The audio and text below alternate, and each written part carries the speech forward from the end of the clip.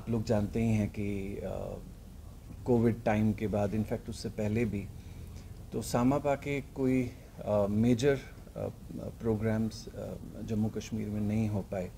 थोड़े हालात डिफरेंट थे, फिर कोविड हो गया और उसके बाद पापा के बाद हम लोगों के लिए भी बहुत डिफ़िकल्ट था इमोशनली ऊपर उठना और वापस से चीज़ों को दोबारा से करना। तो इस प्रोग्राम के ज़रिए, हालांकि पिछले एक आध सालों में मैं कई बारी यहाँ पे आया, अलग अलग डिपार्टमेंट्स के थ्रू जो प्रोग्राम्स थे वो किए। कुछ प्रोग्राम्स में मैंने हेल्प भी किया ऑर्गेनाइज होने में, लेकिन वो सामापा के नहीं थे। अब सामापा दोबारा से कई सालों के बाद यहाँ पे अब प्रोग्राम होगा, जो बहुत लंबा अरसा हो गया। तो पहला तो ये है कि हमारा जो फोर्थ कमिंग फेस्टिवल है बेनू हेरिटेज करके हम लोग कर रहे हैं। तो दिल्ली में मैं कन्विंस कर पाया हमारे कुछ फ्रेंड्स को जो कॉरपोरेट सेक्टर्स हैं, तो CSR फंड में से उनको थोड़ा सा खींच खांच के ले आए। तो सामापा और जो एक और ऑर्गेनाइजेशन है बेनू, तो उसके अंडर हम ये प्रोग्राम कर रहे हैं बेनू हेरिटेज। प्राइमरली ये इंडियन क्लासिकल फंक्शन रहेगा, इंडियन क्लासिकल म्यूज़िक का रहेगा। 23 तारीख को दिल्ली पब्लिक स्कूल श्रीनगर में होगा और 25 तारीख को government college for women Maulana Azad road पे वो रहेगा। इंस्टीट्यूट्स हमने क्यों इस बार डिसाइड किया कि पहला, एक इतने सालों में जो सामापा का हमेशा एक एजेंडा रहा, जो पापा की एक सोच थी कि हमें यूथ के साथ जो एक कनेक्ट करना है, वो हमसे ही ब्रेक हो गया बिकॉज हम फंक्शन इन जिन भी रीजंस की वजह से नहीं कर पाए। तो यूथ को वापस से जोड़े हमारे ट्रेडिशनल आर्ट्स के साथ, हमारे क्लासिकल मौसीकी के साथ, और फिर धीरे धीरे हमारी कश्मीरी मौसीकी तो खैर जुड़ेगी इसमें, लेकिन हमने इस बार उसको एक अलग ढंग से जोड़ा है। मैं उसकी बात अभी करूँगा। और तो DPS में वहाँ पे 2 प्रोग्राम्स होंगे।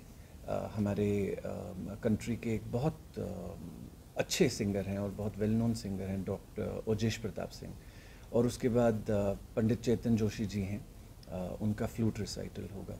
उसके बाद 25 तारीख को वुमेंस कॉलेज में पद्मजा चक्रवर्ती जी हैं, वो ख्याल भी गाती हैं, ठुमरी भी गाती हैं। मैंने कहा बच्चों को, क्योंकि वहाँ पे म्यूज़िक है सब्जेक्ट, तो एक अच्छा उनके लिए वो रहेगा, एक एक्सपीरियंस रहेगा। और मेरा संतूर भी है। वुमेंस कॉलेज मैंने इसलिए चुना क्योंकि जैसा आप जानते ही हैं कि 1950 के आसपास दादाजी ने जब music as a subject introduce किया था स्टेट में, तो वुमेंस कॉलेज से ही हुआ था, वो स्कूल्स वगैरह के अलावा यही था। और यही एक कॉलेज हमेशा रहा जहाँ से कि हमारे कंट्री के सारे, जम्मू कश्मीर के सारे लेजेंड्स निकले, शमीम आज़ाद जी, कैलाश मेहरा जी वगैरह सब यहीं से। 2016 में मैंने पहला प्रपोजल दिया कि क्या हमें बैचलर्स पे ही रुके रहना है, मास्टर्स भी तो है, क्योंकि आज भी हमारी बच्चियां हैं जो कश्मीर की, जिनके पेरेंट्स नहीं अलाउ करते कि भाई कश्मीर में पढ़ो, जो भी करना है, बाहर नहीं जाना है। पूरा 2024 तक मुझे लग गया, कभी कहीं किसी से मीटिंग करना, कितनी बारी मैं LG साहब से भी इस मुद्दे पे मिला, कश्मीर यूनिवर्सिटी में भी मिला कि वहाँ पे पॉसिबल होगा। फाइनली पिछले साल ये अप्रूव हुआ और इस बारी पहला बैच मास्टर्स का होगा। ये कश्मीर की हिस्ट्री में पहली बार है और ये बहुत बड़ा, मुझे लगता है, एक मैं कहूँगा कि एक नई चीज़ है, क्योंकि पहली बार कश्मीर में हमारे बच्चों को, ख़ास तौर पे हमारे जो बच्चियाँ हैं, उनके लिए मास्टर्स इन म्यूज़िक ओपन हो रहा है। और गॉड विलिंग शायद यहाँ से PhD भी अब हमारे निकलेंगे। अभी तो दिल्ली यूनिवर्सिटी वगैरह इन सब जगह से करके बच्चे हमारे वापस यहाँ पे आते हैं। तो ये एक फंक्शन का वो था कि जो हम कर रहे हैं। मैट्रिक्स ये प्राइवेट लिमिटेड है, जिनके CSR प्रोजेक्ट से हमें ये पॉसिबल हो पाया। लेकिन आप लोगों से मिलने का एक रीज़न ये भी था कि एक वॉइस जो बार बार दब रही है हमारी, वो है आर्ट और कल्चर। हमारे मैं एक बार एक इंटरव्यू देख रहा था जावेद अख्तर साहब का, उन्होंने कहा आर्ट और कल्चर वोकल कॉर्ड्स होते हैं सोसाइटी के, हमारे वोकल कॉर्ड्स हैं ये कश्मीर के, जम्मू कश्मीर के, लेकिन बहुत कुछ करना बहुत ज़रूरी है। और इस प्रेस कॉन्फ्रेंस के मीडियम से और आप लोगों की हेल्प से मैं इसी चीज़ को फिर से आगे लेना चाह रहा हूँ कि जैसे 2016 में कल्चरल पॉलिसी को लेके इतना मैंने पॉइंट्स क्रिएट किए कि ये भी होना चाहिए, कई सारी चीज़ें होनी चाहिए, उसमें बहुत सारी चीज़ें, आर्टिस्टों की पेमेंट्स रिवाइज होनी चाहिए। हम आज से 50 साल पुरानी पेमेंट्स पे थोड़ी ना काम कर सकेंगे। तो बहुत सारे उसमें एजेंडाज आते हैं। एक मेरा हेल्थ का भी था कि हमें गवर्नमेंट के थ्रू हेल्थ कवरेज क्रिएट करनी चाहिए म्यूजिशियंस के लिए, जैसे हम बाकी भी एरियाज़ में कर लेते हैं, गवर्नमेंट एम्प्लॉयज़ के लिए तो है ही है, लेकिन ये भी तो हमारा बहुत एक ऐसी धरोहर है। और जो म्यूजिशियंस, जो आर्ट और कल्चर से जितने भी क्रिएटिव फील्ड से लोग जुड़े हुए हैं, वो अपनी पूरी ज़िंदगी दे देते हैं, लेकिन कहीं ना कहीं इतना फाइनेंस नहीं है कि वो अपनी हेल्थ इंश्योरेंस वगैरह ये सब भी करते हैं। तो ये सारी चीज़ें कल्चरल पॉलिसी का पार्ट हैं, तो उन पे भी हमें दोबारा से सोचना है, जिसके लिए गवर्नमेंट को भी हम दोबारा से रिक्वेस्ट करेंगे।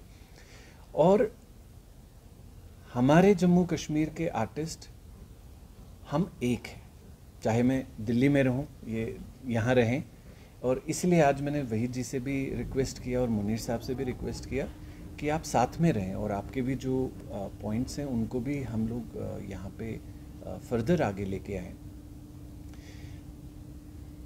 बहुत साल हो गए, कम से कम 10 साल से ज़्यादा हो गए, मैंने एक पॉइंट गवर्नमेंट में डिस्कस किया था कि सूफियाना मौसीकी अभी भी हमारे पास टाइम है।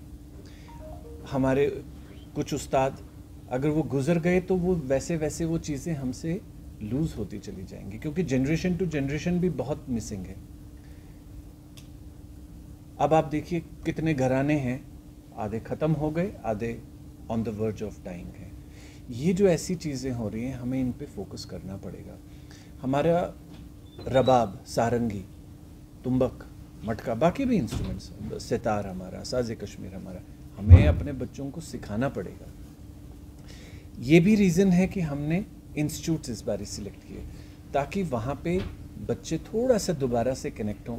म्यूज़िक तो ऑफ़र होता ही है, अब कई जगह तो ये है कि भाई अब बोला है तो करना है तो करना है, लेकिन इसको और बेहतर तरीके से करना होगा हम लोगों को। और यही एक मुझे लगा कि आज आप लोगों के हेल्प से हम इस वॉइस को अब आगे लेके चलें कि मेरी भी जो गैप आ गई थी, तो अब मैं भी इमोशनली फिट हो गया हूँ, मैं वापस आ गया हूँ, and we'll take this forward.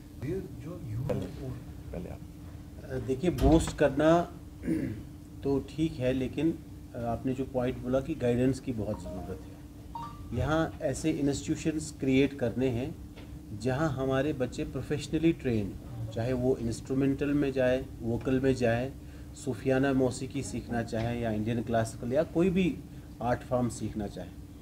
एक कॉन्फिडेंस बिल्ड करना है हमारे यूथ में कि हम किसी से कम नहीं हैं। उसके लिए यहाँ के यूथ को भी ये सोचना है कि हमें ओवरनाइट ये चीज़ मिलने वाली नहीं है, ये वो फील्ड नहीं है। जैसे मैं हर बार कहता हूँ, जैसे हम इंजीनियरिंग या डॉक्टरी में 6 साल 8 साल लगाते हैं, फिर हम MBBS करते हैं या कोई टेक्निकल कोर्स करते हैं कंप्लीट, इसी तरह ये स्टार्टिंग में 5-6 साल सीखने के लिए, एक बेसिक्स सीखने के लिए उस स्टूडेंट को या उस यूथ को देने पड़ेंगे। उसके बाद एक अच्छे टीचर की तलाश, एक अच्छे इंस्टीट्यूशन की तलाश, एक कमिटमेंट, एक डेडिकेशन और ऑनेस्टी। तो ये चीज़ें हम बहुत मतलब ओवरनाइट जो मैंने कहा कि नहीं सीख सकते, इसके लिए एक हाफ ऑफ द लाइफ चाहिए एक इंसान की। 20-25 साल तो चले ही जाते हैं सीखने में। तो पेशेंस रखनी है हमारे बच्चों को और सही गाइडेंस करनी है और अपना एक माइंड सेटअप करना है कि हमें क्या करना है। लेकिन टैलेंट की यहाँ की कमी नहीं, वो सब में पता है, लेकिन एक right track, right path choose करने की ज़रूरत है।